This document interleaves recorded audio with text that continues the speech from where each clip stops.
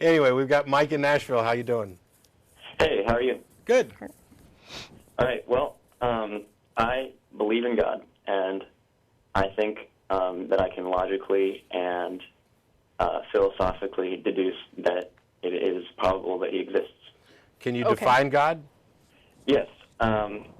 First, he must have no creator, or not, I shouldn't say it must have no creator. Okay.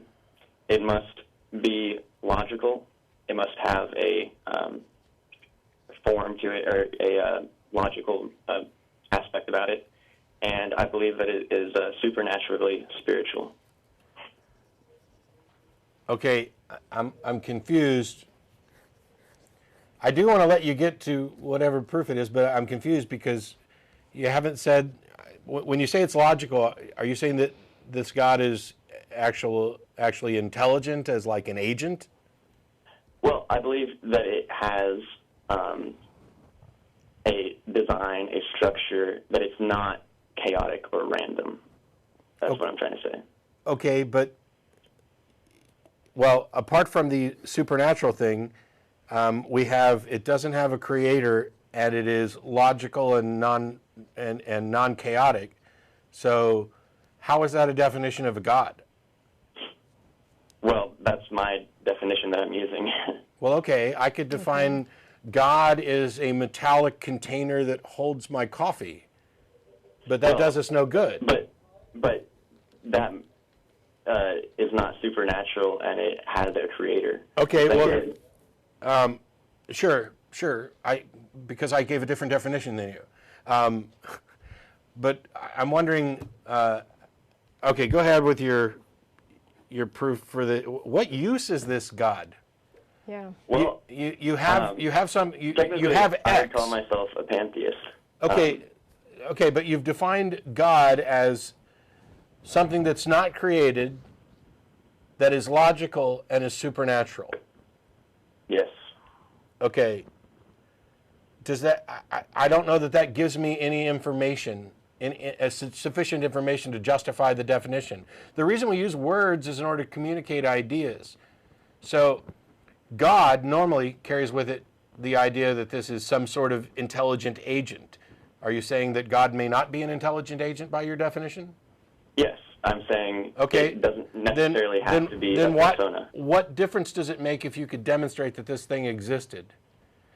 I mean, you're defining God in a way that, yes, it's different from me defining my coffee cup into existence, but you've picked a particular definition that's useless. I wouldn't call it useless. Okay, so what use does it have?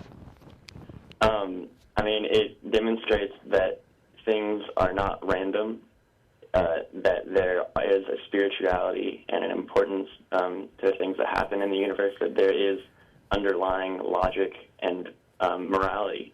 How does your definition of God demonstrate any of those things? Well, if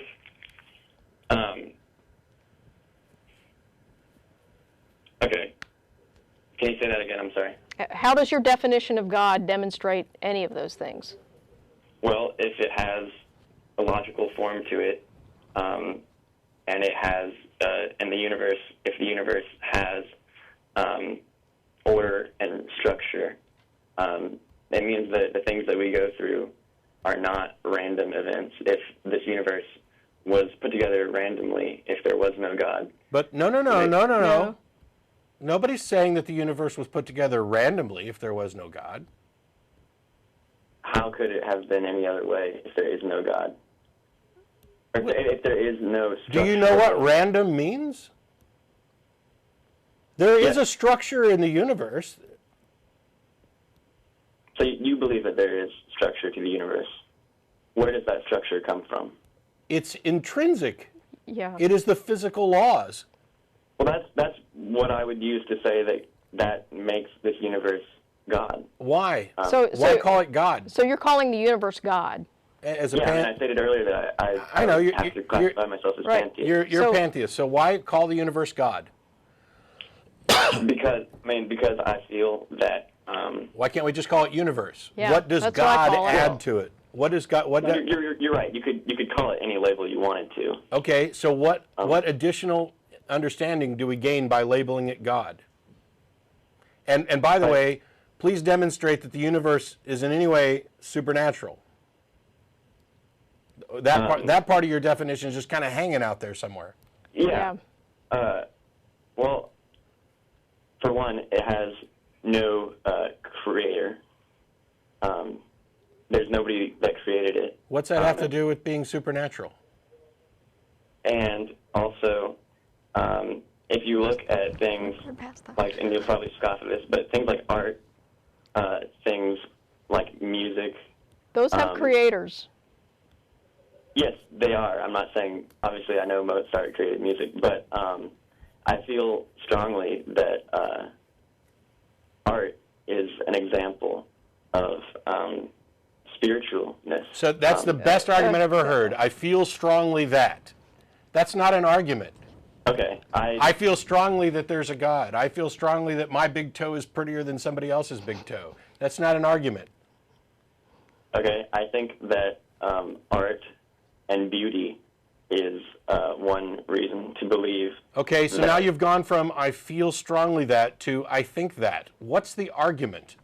Not just the claim. I know you think that. What's the argument?